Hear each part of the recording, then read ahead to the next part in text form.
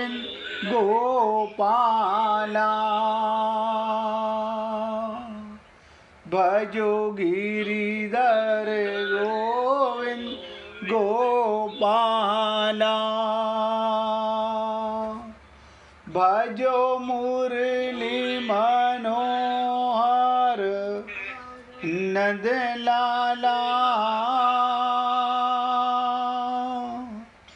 भजो मुरली मनोहर नंद लाला। भजो गिरिधर गोविंद गोपाला। भजो गिरिधर गोविंद गोपाला। भजो मुरली मनोहर नंद लाला। भजो मुरली मनोहर नंद लाला। भजो गिरिधर गोविंद गोपाला।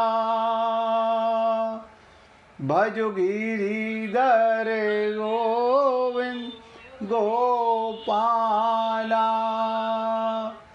बोलिए वृंदावन बिहारी लाल की जय। जय जय श्री राधे। जय जय श्री राधे। सभी भक्तों से निवेदन, बहुत एकाग्रचित्त होकर भगवान श्री कृष्ण की वाणी गीता के माध्यम से आप हम सबके हृदय तक जानी चाहिए। भगवान गीता में समता की चर्चा कर रहे हैं और समता की इतनी चर्चा करने के बाद उनको तसल्ली नहीं हुई। उन्होंने 2 और श्लोकों में, एक की चर्चा कल आपके साथ की जिसमें आप लोगों को बताया गया कि मोह रूपी कलिल से तरने के 2 उपाय। आप और हम सब लोग मोह रूपी दलदल में फंसे हुए हैं। नज़र नहीं आता हमें कि हम दलदल में हैं, लेकिन अगर ध्यान से देखोगे तो पता चलेगा। और वो 2 मार्ग बताए, विवेक और सेवा। और विवेक हमें बिना सत्संग के नहीं मिलता। बिनु सत्संग विवेक ना होई, और बिनु विवेक हरि कृपा ना होई। विवेक माने सत और असत का ज्ञान हो जाना, समता का ज्ञान हो जाना, आत्मा का ज्ञान हो जाना और नित्य प्राप्त परमात्मा की प्राप्ति का अनुभव हो जाना। और दूसरा कहा भगवान ने सेवा। ये मनुष्य शरीर केवल सेवा के लिए मिला है। आप और हम लोग सेवा तो करते हैं, लेकिन मोह रूपी दलदल में भी धंसे रहते हैं।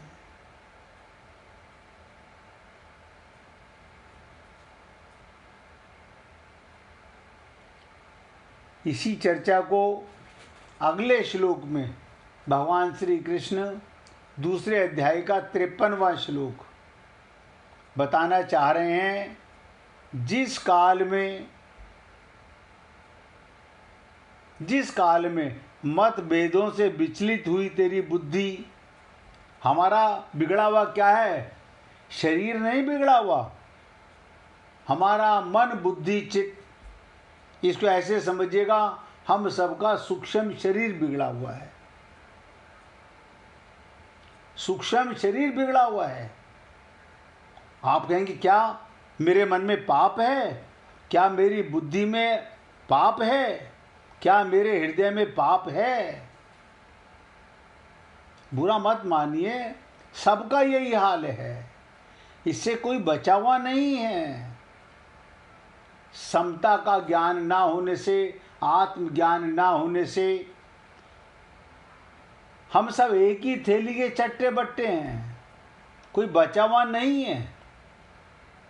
परसेंटेज का फर्क हो सकता है, कोई 10% फंसा हुआ है, कोई 50% फंसा हुआ है, कोई 90% फंसा हुआ है।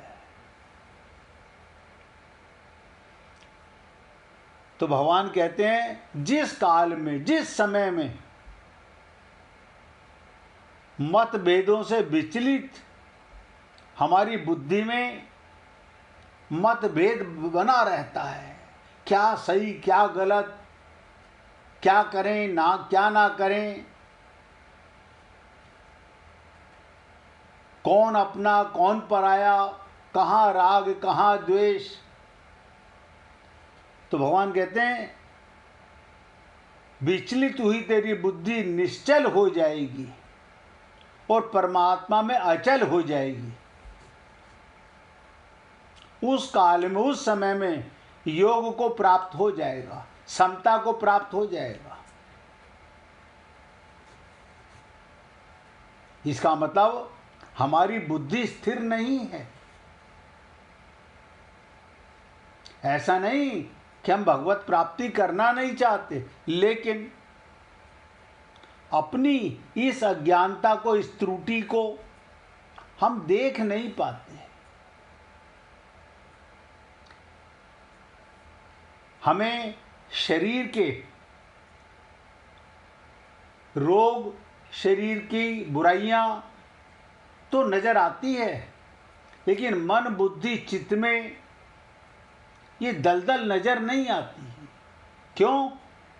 हम कभी अपने मन के दृष्टा बने ही नहीं। तो भगवान यहां यही बताना चाह रहे हैं, निश्चल हो जाएगी बुद्धि। अभी विचलित है, ये करें या ये करें, किसको अपना माने किसको अपना ना माने, कहाँ जाएं कहाँ ना जाएं। अभी ठहराव नहीं है बुद्धि में, एकाग्रता नहीं है, भटकाव बहुत ज़्यादा है। इस चर्चा को आगे बढ़ाने से पहले एक छोटा सा दृष्टांत सुनाना चाहूँगा कि हम लोगों के जीवन में सत्संग की इतनी इम्पोर्टेंस क्यों है। सत्संग की इतनी इम्पोर्टेंस क्यों है।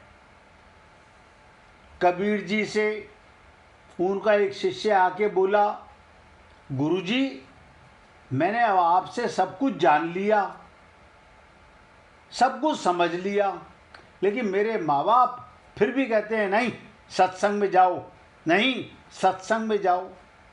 अब वो इतने वृद्ध हो गए हैं, उन्हें कौन समझाए। जब मैं सब कुछ जान चुका, फिर सत्संग में मेरे आने की आवश्यकता क्या, रोज रोज सत्संग सुनने की जरूरत क्या। तो कबीर जी ने मुख से कुछ नहीं बोला।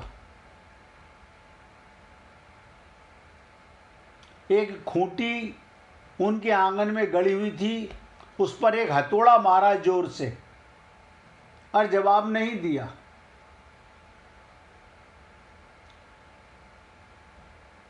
वो व्यक्ति बोला चलो कल आऊँगा गुरुजी से पूछने, आज हो सकता है मन नहीं है, आज मौन धारण किए मैं गुरुजी। अगले दिन फिर आया, फिर यही बात दोहराई कि गुरुजी मेरे माता पिता रोज़ कहते हैं सत्संग में जा, जब मैं सब कुछ जान चुका फिर सत्संग में आने की क्या ज़रूरत। कबीर जी ने फिर उठाया हथौड़ा और खूंटी पर दे मारा, कोई जवाब नहीं दिया, वो चले गए। फिर आया तीसरे दिन, फिर वही प्रश्न किया। कबीर जी ने फिर वही, बहुत ध्यान से सुनिएगा, कबीर जी ने फिर वही किया। अब तो वो गया नहीं, पूछने लगा क्या आप मेरे प्रश्न का जवाब क्यों नहीं देते। सत्संग की रोज रोज क्या आवश्यकता है? तो कबीर जी बोले, मैं तो 3 दिन से तेरे प्रश्न का उत्तर ही दे रहा हूं। मैं तो 3 दिन से तेरे प्रश्न का उत्तर ही दे रहा हूं। बोले क्या? इस खूंटी पर हथौड़ा मार के तुझे बता रहा हूं कि सत्संग की रोज जरूरत क्यों है। ये खूंटी पापी मन, पापी बुद्धि से, पशु बुद्धि से बंधी हुई है। ये हमारा मन जो है ये खूंटी के समान है, पशु बुद्धि से बंधा हुआ है। रोज थोड़ा थोड़ा हिल जाता है, इसलिए रोज इसको ठोकना बहुत जरूरी है। आप सोचिए, बात ऐसे तरीके से बताई कि उसको समझ आ गई कि जीवन में सत्संग की क्या जरूरत है और रोज क्यों आवश्यक है। क्योंकि जब तक ये मनुष्य मानव शरीर में रहता है, समाज में रहता है, परिवार में रहता है, तो ये कब बुद्धि में ममता, मोह, आसक्ति आदि हमारे ऊपर हावी हो जाती है। और इतनी हावी हो जाती है, ये काम तो बहुत जरूरी है मेरे लिए। हमारी बुद्धि तो बताती है हमको क्या जरूरी है क्या जरूरी नहीं। इसलिए कबीर जी ने बहुत इंपॉर्टेंट बात कही कि सत्संग की डेली क्या आवश्यकता है। और यहाँ भगवान श्री कृष्ण गीता के माध्यम से अर्जुन को और हम सबको यही बता रहे हैं, जिस समय तेरी बुद्धि निश्चल हो जाएगी, भटकाव से बच जाएगी और परमात्मा में अचल हो जाएगी। अचल नहीं है, उसी काल में, उसी समय तुझे समता प्राप्त हो जाएगी, आत्मज्ञान हो जाएगा। आप और हम लोग देखो, रोज सुनते हैं कि आत्मज्ञान बिना नर भटके, क्या मथुरा क्या काशी रे। लेकिन भटक रहे हैं और हम आत्मा हैं, अपना पता नहीं। अपना पता दृढ़ हो जाए, संकल्प हो जाए, अब सर फूटे या माथा, मैंने तेरी राह पकड़ ली। शरीर जिंदा रहे या मरे, क्या फर्क पड़ता है?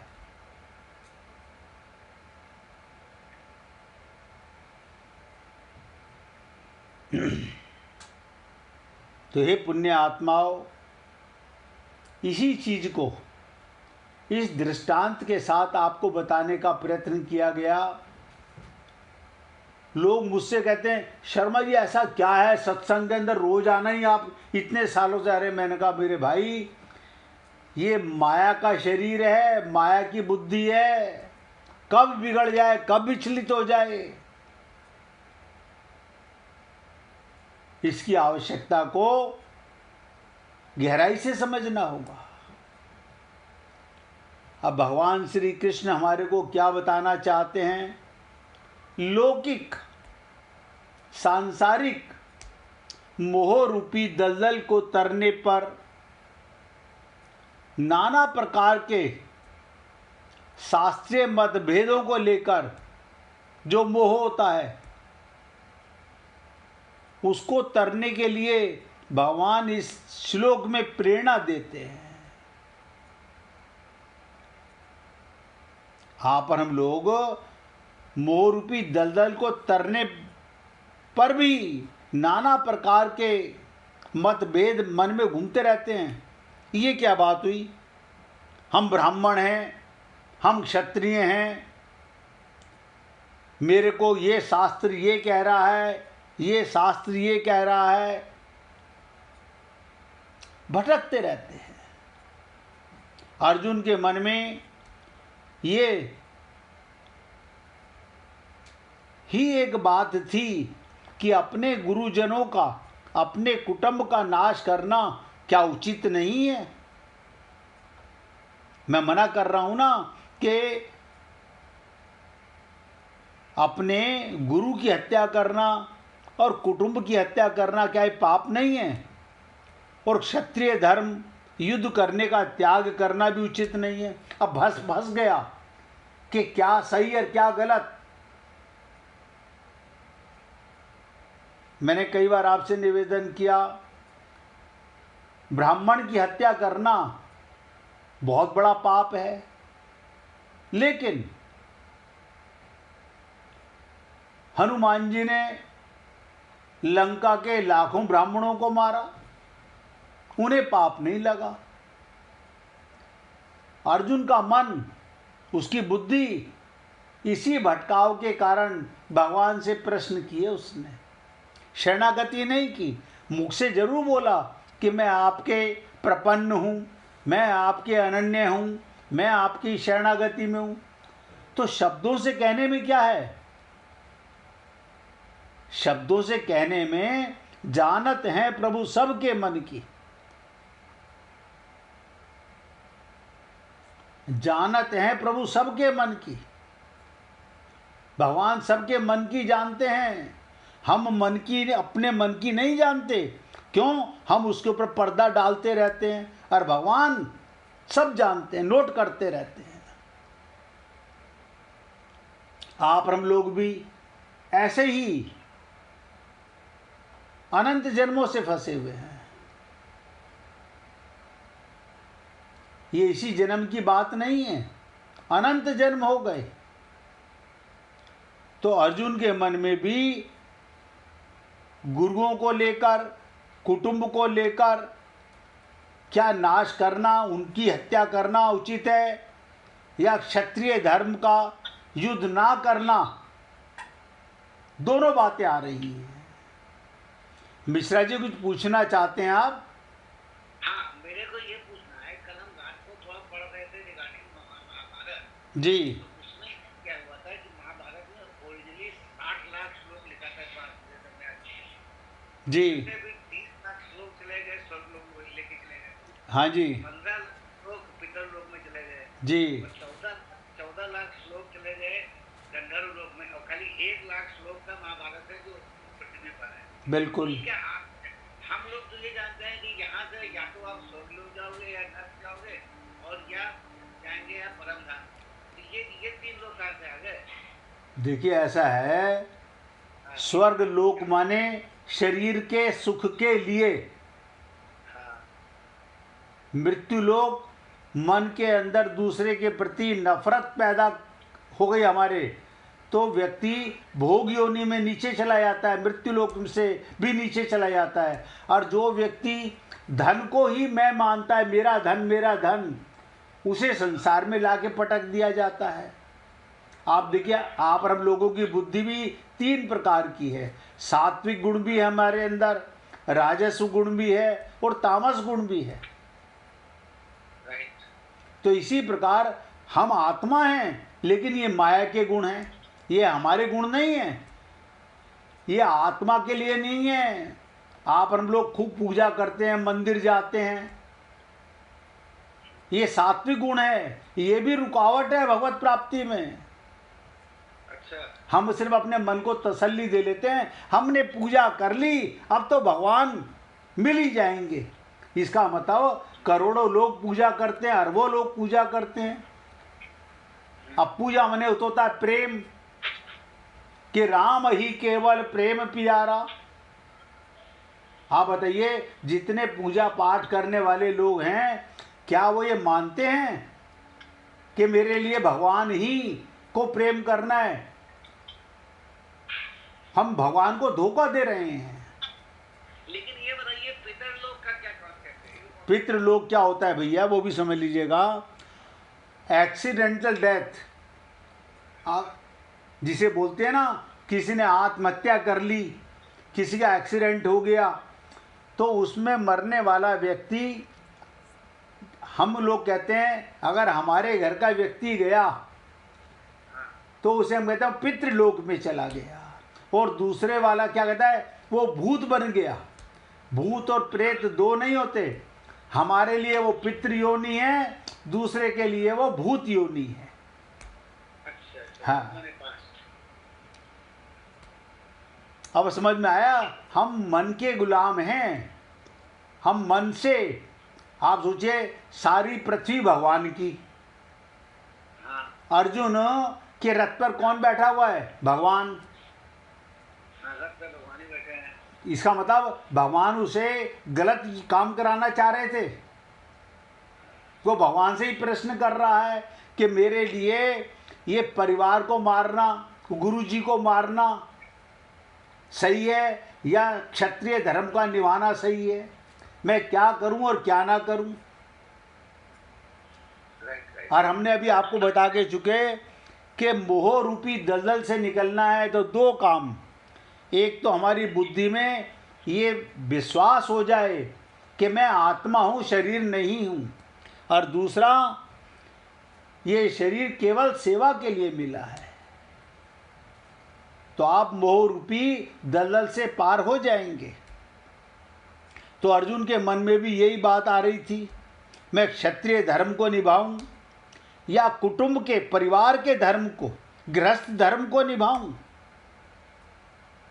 एक तरफ तो कुटुंब की रक्षा हो और एक तरफ क्षत्रिय धर्म का पालन हो। इसमें अगर कुटुंब की रक्षा करे तो युद्ध नहीं होगा, और युद्ध करे तो कुटुंब की रक्षा नहीं होगी। आप सोचो, आप और हम लोग भी अपने आप से क्या कहते हैं? क्या अपने परिवार से प्यार करना पाप है? किसने कहा पाप है? अज्ञानता तो ये है कि अपने परिवार को आपने अपने शरीर का परिवार माना, परमात्मा का परिवार नहीं माना, इसलिए पाप है। हमने भगवान का बनाया हुआ संसार हमें दुख नहीं दे रहा। बहुत ध्यान से सुनिएगा, भगवान का बनाया हुआ संसार हमें दुख नहीं देता। हमारा मनोमयी संसार, जहां जहां मन जा लग जाई, ये मेरा परिवार, ये मेरे गुरुजी, ये मेरी माताजी, ये मेरे पिताजी, यानी भगवान के परिवार में से हमने 10, 20, 50, 100 लोगों को अपना परिवार बना लिया। वो संसार हमें दुख दे रहा है। वही ममता मोह आसक्ति के कारण हम दलदल में फंसे हुए हैं, और हर जन्म में यही पाप हो रहा है। इसीलिए कहते हैं कि गीता को सुनना और समझना कहत कठिन समझत कठिन, बिना शरणागति के पल्ले नहीं पड़ती। अभी देखिए, कल से एक भक्त हमारे साथ जुड़े, ब्रिजमोहन गौतम। ये मोर देन 80 ईयर्स की एज है इनकी। अरे वृंदावन में ही पैदा हुए थे, वृंदावन के ही रहने वाले हैं। इनके साथ संपर्क हुआ तो इन्होंने कहा कि हमें भी आप अपने ग्रुप में जोड़ लीजिए। मैंने कहा भैया मैं तो सेवक हूँ, मैं जोड़ने वाला कौन? ये तो परमात्मा की कृपा है। आपके पास समय है तो जरूर सुनिएगा। ये सेवक तो सेवा करने का अधिकारी है, मानना ना मानना ये आपकी बुद्धि पर है। इन्होंने ही भजन भेजा था हमारे को, जो मैंने आप सबको सत्संग ग्रुप में भेजा था। जीव जरा मन में विचारो अपने स्वरूप को कि कैसा स्वरूप है तुम्हारा। ये नहीं ब्रिजमोहन गौतम जी ने भेजा था। तब ध्यान से सुनिएगा, अर्जुन भी हमारी तरह फंस गया कि गुरु की हत्या करना या परिवार की हत्या करना पाप नहीं है, और क्षत्रिय धर्म नहीं भी निभाऊं तो ये पाप नहीं है। अब कुटुंब की रक्षा करे तो युद्ध नहीं होगा, और युद्ध करे तो कुटुंब की रक्षा नहीं होगी। अब इन दोनों बातों में अर्जुन की बुद्धि इधर जाए या इधर जाए, जिससे उनकी बुद्धि विचलित हो रही है। ध्यान दीजिएगा, हमारी भी बुद्धि ऐसे ही विचलित होती रहती है। क्या जरूरी है, क्या जरूरी नहीं, इसको एग्जाम्पल से समझिएगा। जाल दो प्रकार का है, संसारी और शास्त्रीय संसार के मोह रूपी दलदल में फंस जाना, संसार के मोह रूपी दलदल में फंस जाना, संसारी जाल में फंस गए। और शास्त्रों के,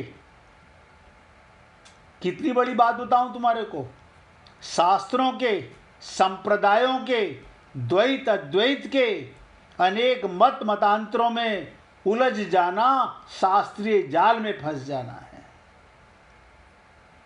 आप और हम लोग अपनी बुद्धि से नहीं समझ सकते। अभी मिश्रा जी ने पूछा कि कल हम महाभारत पढ़ रहे थे, तो देखो बुद्धि में बात आ गई ना, ये शास्त्रों के अंदर क्या लिखा है हम अपनी बुद्धि से क्या समझेंगे। इसलिए कहा गया अनेक मत मतांतरों में उलझ जाना, शास्त्रीय जाल में फंस जाना है। अब जिसने मेरे तो गिरधर गोपाल दूसरों ना को ये जान लिया, उसके लिए कोई सब जंजाल है, उसके लिए सब जंजाल है। कोई शास्त्र नहीं, कोई वेद नहीं, कोई गीता नहीं, कोई भागवत नहीं। जब मुझे ज्ञान हो गया मैं आत्मा और मेरा संबंध परमात्मा से है और संसार परमात्मा का है, तो सब में गोपियों की तरह परमात्मा का दर्शन होने लगा।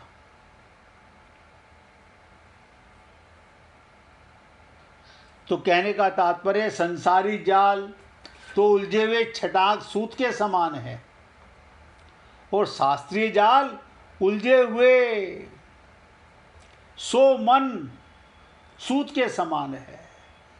अब आप सोचिएगा, वेदों में लिखा हुआ है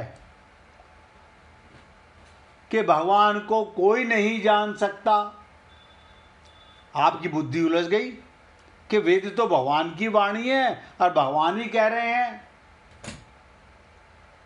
कि भगवान को कोई नहीं जान सकता, और वेदों में यह भी लिखा हुआ है कि भगवान को सब जान सकते हैं। अब आप बताइए किसको सही और किसको गलत मानेंगे। तो कहने का तात्पर्य भगवान यहाँ ये बताते हैं कि संसार और शास्त्रीय इन दोनों जालों में बुद्धि निश्चल एक निश्चय वाली होनी चाहिए और परमात्मा में बुद्धि अचल होनी चाहिए, एक धारणा। दो नाव में सवार व्यक्ति कभी पार नहीं लगता। तो भगवान यहां बताना चाहते हैं संसारी और ये पौष्टिक ज्ञान, इन दोनों जालों में बुद्धि निश्चल एक निश्चय वाली, एक धारणा मन में धारो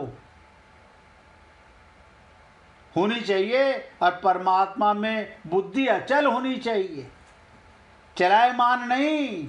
अभी हम लोगों की बुद्धि चलायमान है, हमारे लिए क्या जरूरी है क्या जरूरी नहीं। जैसे अभी आपने सुना कबीर जी से, उसने आगे पूछा कि जब मैं सब जान चुका, सब मुझे समझ आ गया, तो फिर रोज सत्संग किस लिए। तो हमें तो परमात्मा की प्राप्ति करनी है, चाहे जो हो जाए। परमात्मा में बुद्धि अचल होनी चाहिए कि हमें तो अब सर फूटे या माथा परमात्मा की प्राप्ति करनी है। एक एक श्लोक को जितनी गहराई से सुनोगे, हर देखो बार बार निवेदन करता हूं, बुद्धि लगाओगे तो फंस जाओगे। ये बुद्धि क्योंकि सदा से माया की बुद्धि है, शरीर की बुद्धि है। मैंने आपसे कहा सूक्ष्म मन बुद्धि, यही तो हमारे को भटका रही है। हमारी बिगड़ी हुई बुद्धि है, हमारी अज्ञान बुद्धि है, अविद्या बुद्धि है, चेतन बुद्धि नहीं है, माइक बुद्धि है।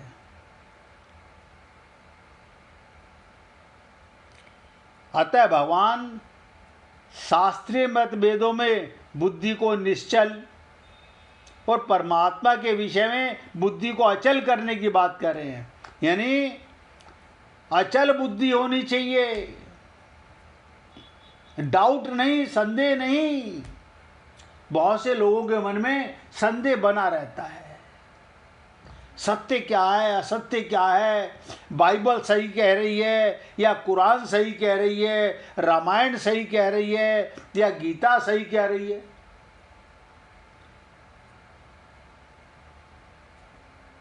एक धारणा मन में धारो, बस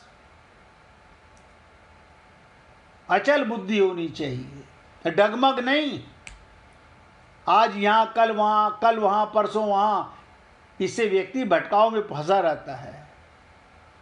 तो कहते हैं ऐसा होने के बाद जब साधक परमात्मा की तरफ चलता है, किधर चलता है? परमात्मा की तरफ चलता है, तब उसके सामने साध्य और साधन विषयक तरह तरह के शास्त्रीय मतभेद आते हैं। बड़ा बुद्धि में बात आएगी, क्या करूं क्या ना करूं, किसे पकड़ूं किसे छोड़ूं, क्या काम जरूरी है क्या काम जरूरी नहीं है। हम क्या कर लेते हैं, वे डिसाइड अपने आप ही। ध्यान से सुनिएगा, बस पहले ये काम कर लूं फिर इसके बाद ये करूंगा।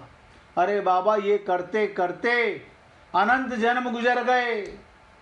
माला फेरत जुग फिरा, फिरा न मन का फेर, कर का मन का डार कर, मन का फेर। आप और हम लोग इसी तरह संसार में बहुत बुरी तरह फंसे हुए हैं। थोड़ी बहुत तरह से नहीं, बहुत तरह हमारा मन विचलित है। अब आप सोचिए, कल्याण सब चाहते हैं लेकिन द्वैत में फंस गए।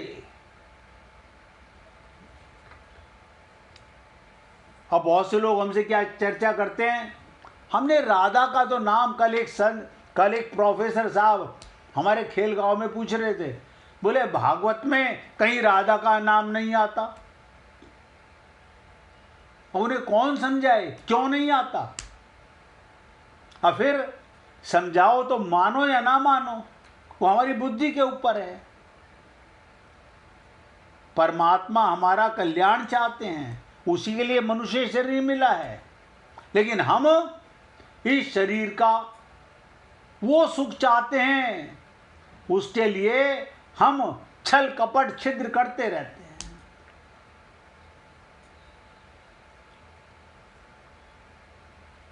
तो कहते हैं ऐसा होने के बाद जब साधक बहुत ध्यान से सुनिएगा, साधक में इस बात को लेकर संदेह होता है, सांसारिक व्यवहार को ठीक किया जाए या परमात्मा की प्राप्ति की जाए। अब बताइए, सिंपल सी बात है, सांसारिक व्यवहार को ठीक, यानी व्यवहार ठीक कैसे होगा? व्यवहार तो व्यवहार होगा। अब आप बताइए, आप पिक्चर देखते हो टीवी के ऊपर या पिक्चर हॉल में जाकर के, एक हीरोइन सब एक्टिंग कर रहा है, व्यवहार माने एक्टिंग, और आप और हम लोग भी संसार में एक्टिंग करते हैं, व्यवहार करते हैं, लेकिन हम अपने घर में आकर के व्यवहार भूल जाते हैं। भगवान श्री कृष्ण, मैंने आपसे कहा 16,108 पत्नियां सबके साथ व्यवहार कर रहे हैं और गोपियों से प्रेम कर रहे हैं। अब आपको सुन के बड़ा ताज्जुब होगा, ऐसे कैसे हो सकता है? पत्नी से प्रेम नहीं और गोपियों से प्रेम कर रहे हैं जो पहले से शादीशुदा हैं। बुद्धि लगाई ना तो हम फंस जाएंगे। 1 मिनट कीर्तन कीजिए, फिर चर्चा करेंगे। गोविंद गोविंद गोपाल, भज मन गोविंदा। गोविंद